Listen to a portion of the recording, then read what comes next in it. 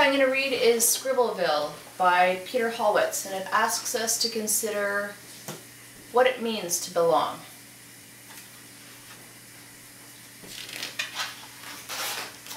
Just up the road beyond that hill, there's a little town called Scribbleville. You'll know when you're there, it's easy to tell. The signs on the street don't read so well. And the folks you might meet, they all walk with wiggles. Their knees are in knots, and their feet are all squiggles. They have scribbled houses, they wear scribbled hats, they walk scribbled dogs and chicken scratch cats. You can search high and low, you can scour the town, a single straight line will never be found.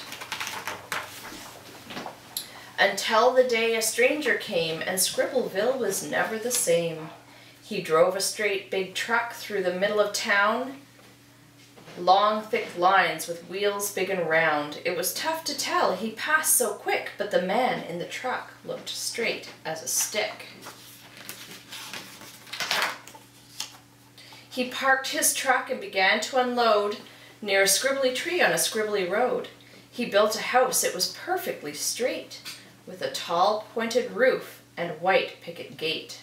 Well, out on the street the word spread quick of the straight new house and the man like a stick. "Have you seen him?" they asked. "He showed up today." "Where does he come from? How long will he stay?" "Why would a man so straight and so slim want to live in a town where no one's like him?" Wherever he went, the people would stare. "Look at his clothes. Who cuts his hair? He doesn't fit in. He looks all wrong. Someone should tell him he doesn't belong." The very next day, the stranger worked hard. He planted a tree and put grass in his yard. Then a woman walked up. Her hair was a mess. She wore a big smile and a red scribbled dress. "Good morning," she said as she played with her hair. "That's a beautiful house, I can't help but stare." "Thank you," he said, and gave her a smile. They stood at his gate and chatted a while. They had lunch the next day, they had dinner too. They did all the things that new friends do. But the folks around town, in the stores, on the street, they threw up their hands and stomped their feet. Her friends all said, "She's lost her mind. She's gone too far. She's crossed the line." "I admit," she said, as her scribbled head shook, "on the outside he's odd, but that's not where I look." She changed her hair. He said, "It looks great." The ends were scribbled, but the sides were straight. They took long walks. They shopped at the store. He bought a new shirt he might not have before. In Scribbleville Park there gathered a crowd. They threw up their hands and shouted aloud. "It starts with one, but that's not where it ends. He'll pick up the phone and call all his friends, and they'll move here too. It will be such a fuss. There'll be more of them than there are of us."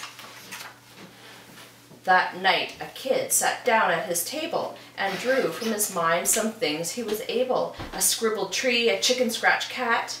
He drew himself with a scribbled hat.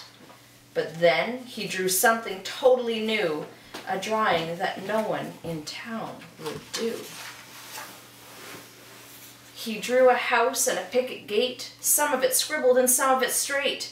Lines thick and thin, some short, some taller. He drew big scribbles, some of them smaller. His mother smiled, his dad scratched his head. "That's a beautiful house," is what they said. And his friends at school were all surprised. His teacher stared with open eyes. They all agreed his art was great, just enough scribble and just enough straight. So his friends all did what kids will do.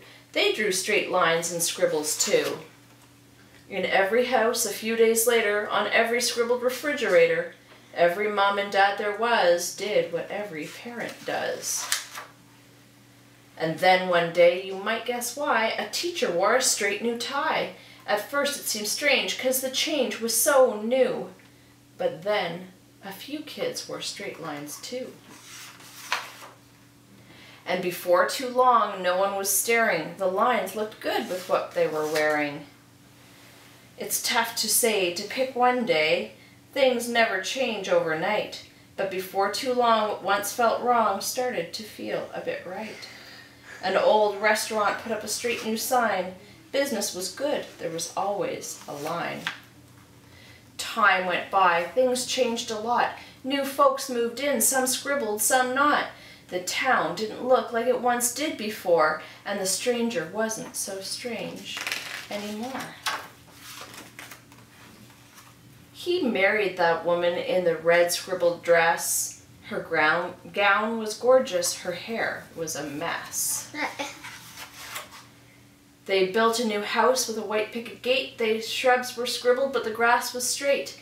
They had 2 kids. One was scribbled, one wasn't. What does it matter? Maybe it doesn't. Just up the road, beyond that hill, there's a little town called Scribbleville. And you'll know when you're there, it's easy to tell.